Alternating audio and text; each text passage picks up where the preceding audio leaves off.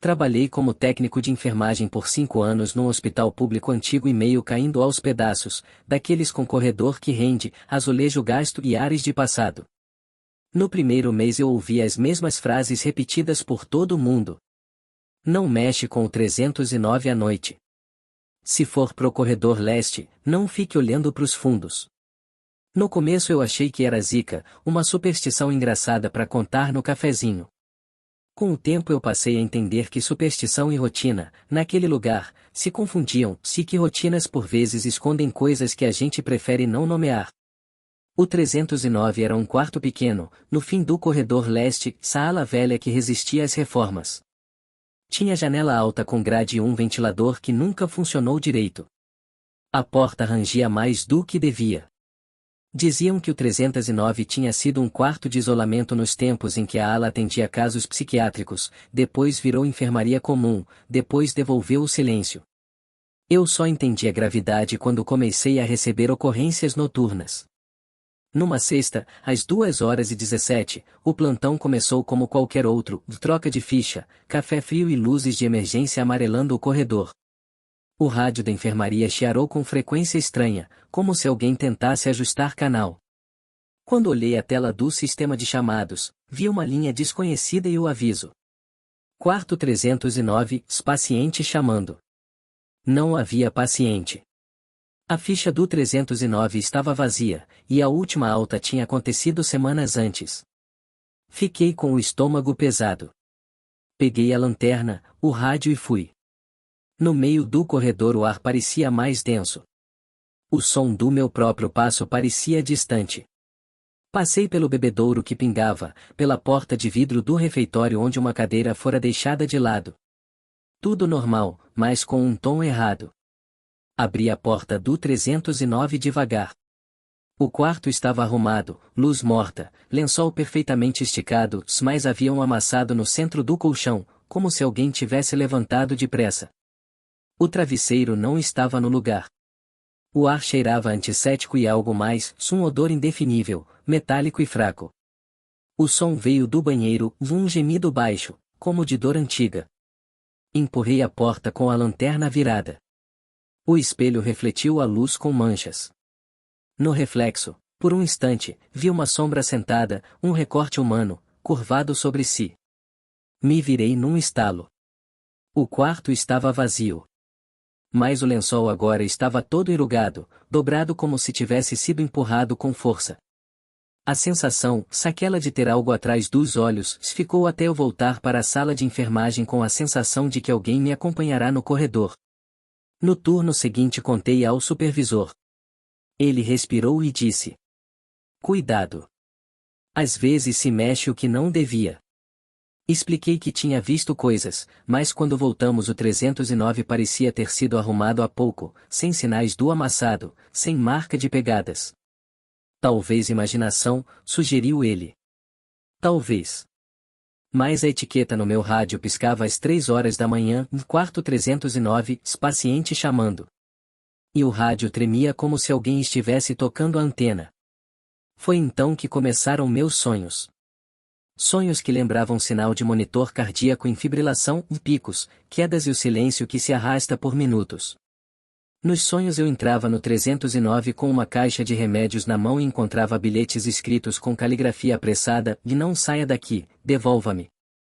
Acordava com o rádio tocando seguidamente, mesmo estando desligado. Meus colegas riam: "Já tá vendo visitante", mas a piada pagou sua graça quando uma colega, a Joana, passou mal no turno e contou que outra enfermeira velha, que ninguém via há anos, ficou ao lado do leito e lhe murmurou no ouvido. Uma noite, o plantão teve alta ocupação. Havia um idoso em observação, um pós-operatório, e 3 pacientes com febre. Às 1h43, o sistema mostrou novo chamado, 309, paciente chamando. Dei um passo em falso. Peguei o rádio e fui mais uma vez. Andei na ponta dos pés, como se o barulho dos meus sapatos pudesse acordar algo. Quando a porta abriu, um odor de pólvora misturado com perfume velho atingiu meu nariz.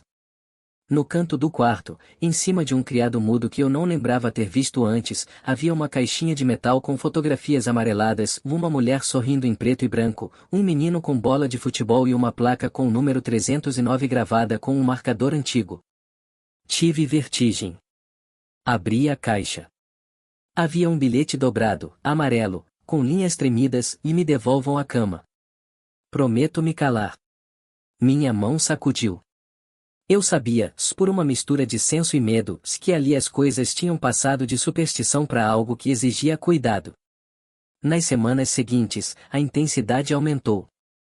O chamado no rádio virou rotina. Em 309, paciente chamando aparecia com intervalos diferentes, às vezes nas madrugadas mais vazias, às vezes numa tarde chuvosa.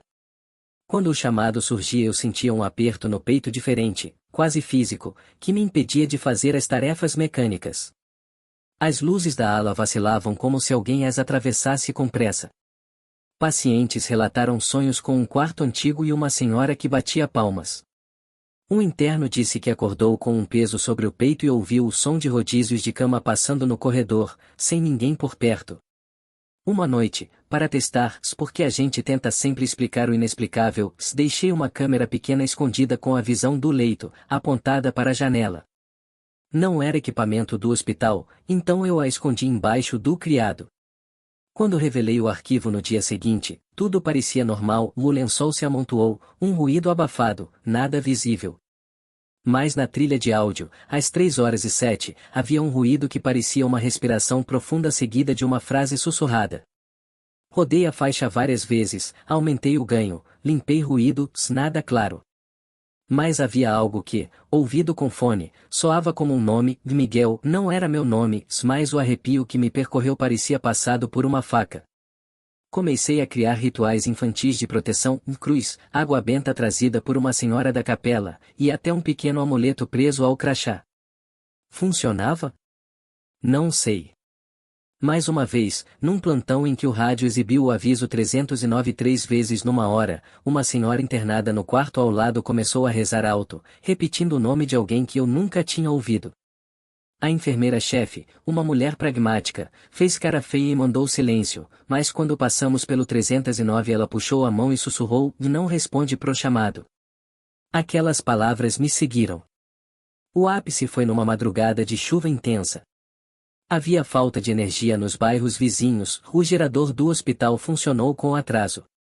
Às 2h56, o monitor de sinais vitais começou a apitar no corredor. O sistema indicou 309, paciente chamando-se e logo depois duas novas ocorrências, em 309, presença detectada, 309, alteração de temperatura. O termômetro da sala registrou queda súbita de quase 6 graus na ala. Saí com um colega, o Rafael, que tinha mais experiência. Quando abrimos a porta do 309, vimos que a janela estava aberta, grade velha aberta, e marcas de lama na beira da janela, como se alguém tivesse passado a mão suja por ali. No criado, novo bilhete, é tarde demais. O silêncio era tão grande que o som da chuva se tornava um desenho de agulhas contra o telhado. Rafael, cético, riu nervoso e disse, vamos fechar isso e esquecer. Mas quando ele pegou o bilhete com a ponta do dedo, seu olhar ficou distante. Ele deixou cair o bilhete e, pela primeira vez que vi, tremeu. Tem algo que não quer que saibamos, murmurou. Eu senti que ali havia uma história que precisava ser lida inteira, se que parte dela estava escrita com sangue esquecido nas paredes do prédio. No dia seguinte, encontramos nos registros antigos do hospital um prontuário antigo, um incêndio, moradores deslocados, um óbito registrado num leito sem número ali perto dos fundos da ala, uma senhora chamada Maria Antonieta que morreu em circunstâncias pouco claras. Havia ainda uma anotação à mão, de um enfermeiro, que reclama que a cama foi tomada. A folha estava grudada como se algo quisesse esconder seu segredinho horroroso. A partir disso, a atmosfera do 309 passou a ter uma lógica própria. Não era só um quarto vazio com barulho, era um ponto onde lembranças, objetos e pessoas do passado insistiam em coexistir com o presente. Algumas vezes, médicos viram na câmera de segurança de corredor uma sombra sentada na cama, olhando para a parede, e em algumas capturas, o lençol parecia se elevar sozinho como se alguém respirasse embaixo dele. O que mais me consumia era a sensação de que o 309 não pedia apenas companhia, me pedia restituição.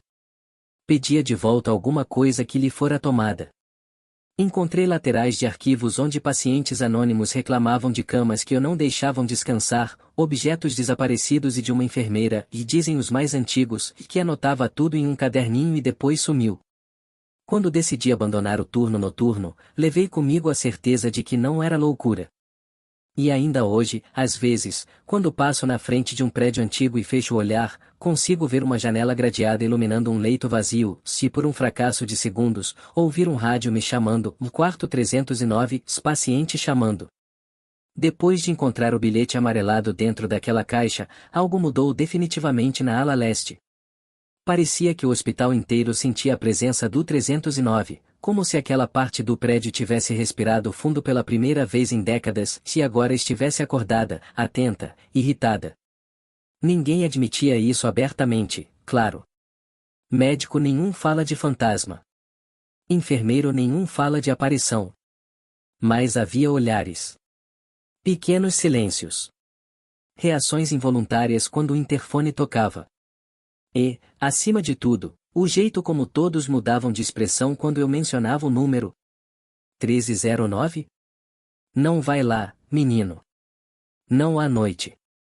Essas recomendações vinham até dos mais céticos. Dias depois do incidente com Rafael, deixei outra câmera no quarto. Dessa vez em cima do armário, escondida por alguns lençóis. Saí às 23 horas para cumprir o protocolo, e voltei às 5 horas já com aquela sensação de que algo ia estar errado no vídeo. E estava. Quando coloquei para rodar, o quarto estava vazio por quase 1 hora.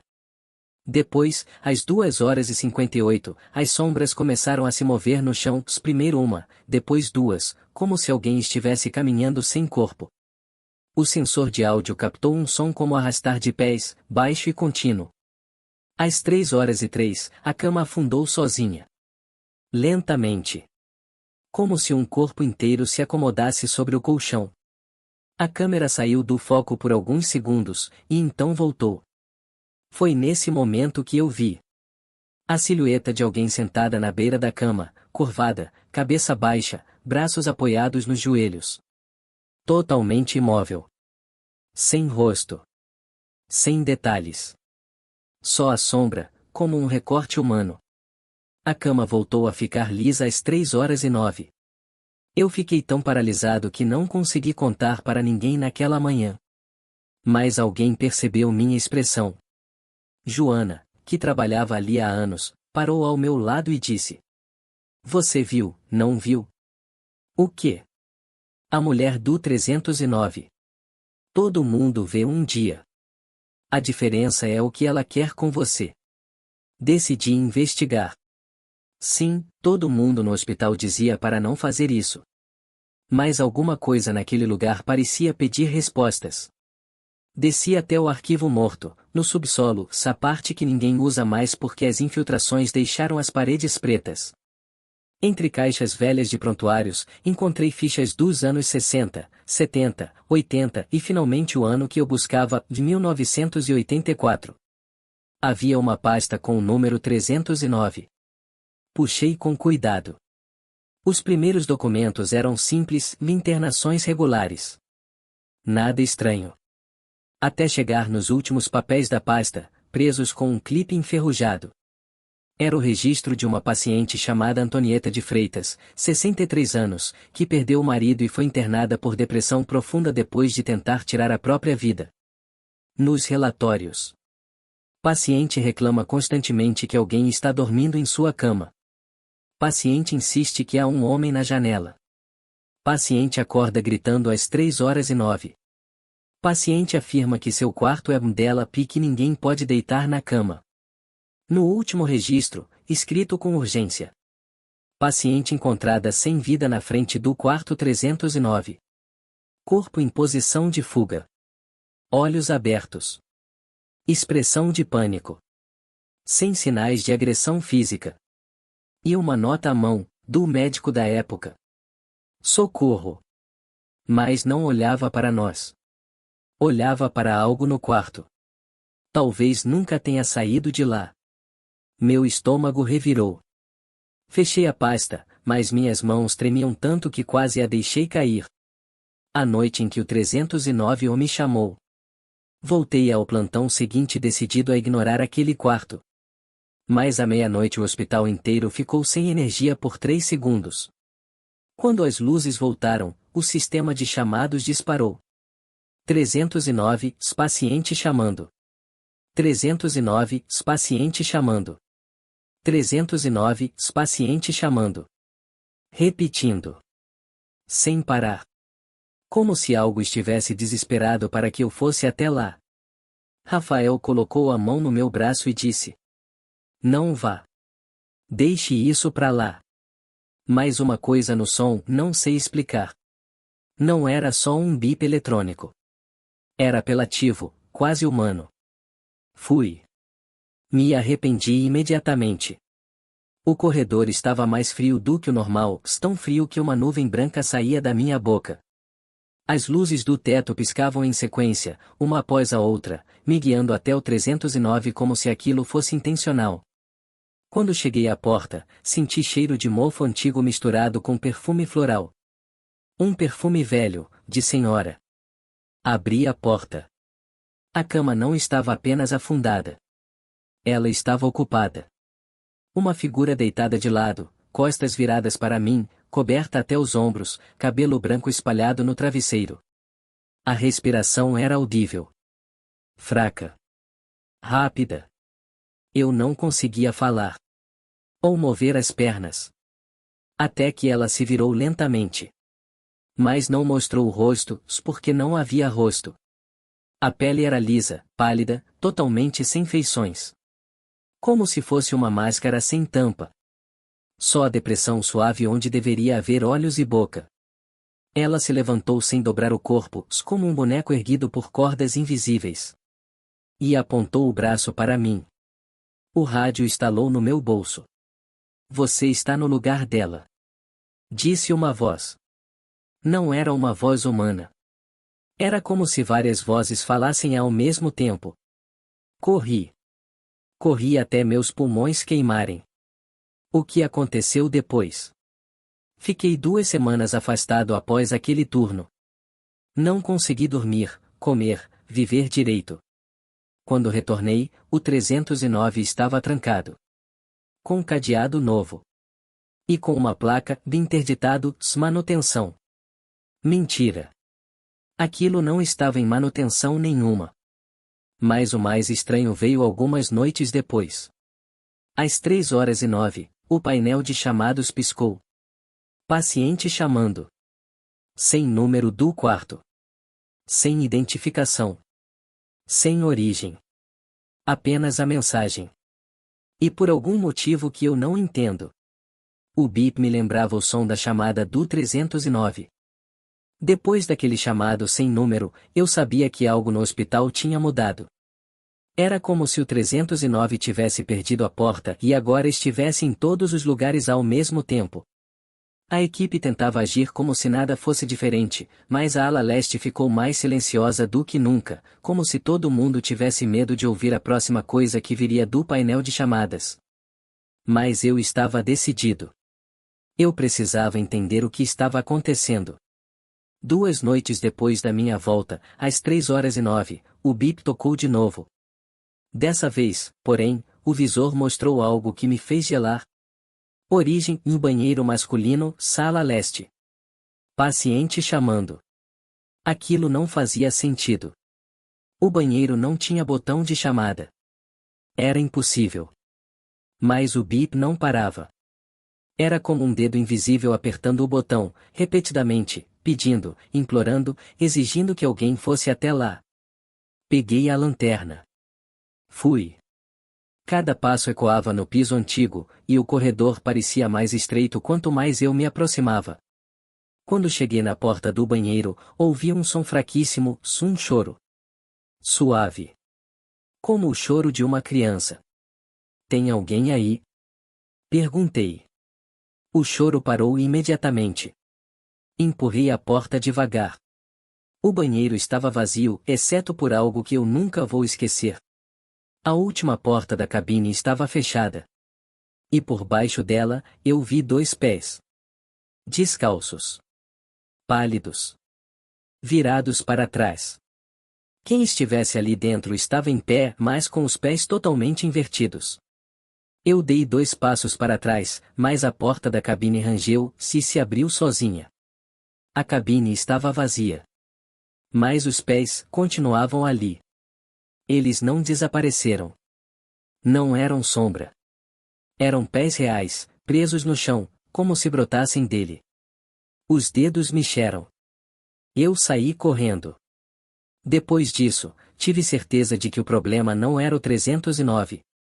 Era o que estava dentro dele. Passei 2 semanas juntando tudo, registros antigos, relatos de funcionários antigos, seguranças que juravam ter visto alguém na janela, médicos que ouviram batidas vindo de dentro do quarto fechado e, principalmente, testemunhos de pacientes que passaram pela ala leste. Todos diziam a mesma coisa. Eu vi uma senhora sentada na sua cama. Ela me pediu para eu levantar. Ela disse que precisava do lugar. E sempre falavam a mesma descrição. Uma mulher magra, de cabelos brancos, com camisola antiga e olhar vazio. A paciente que morreu ali, Santonieta, não tinha simplesmente sido internada. Ela tinha sido isolada. Não por doença física. Mas porque ela falava com alguém que ninguém via. E o mais pesado estava escondido num documento mal arquivado, em uma pasta suja, que achei por acaso, o relatório psicológico dela. Nele estava escrito: paciente afirma que, desde a morte do marido, vê um homem sentado em sua cama.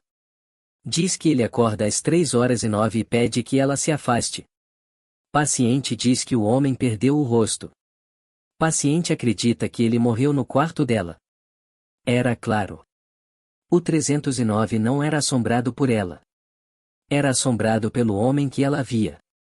E quando ela morreu, presa ao quarto, de alguma forma, perdeu o rosto também. A última noite no hospital. Eu já estava no limite. Dormia mal.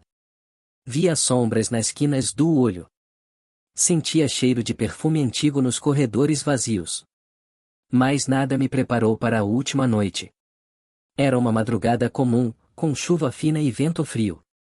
Às 3h09, como um relógio macabro, o painel tocou. Paciente chamando.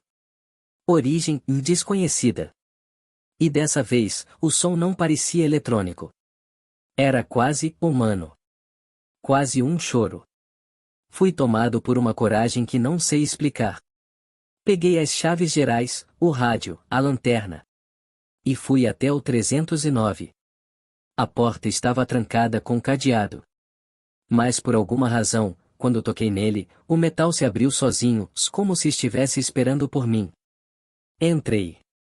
A cama estava arrumada. O travesseiro no lugar. O perfume de mulher idosa pairava no ar.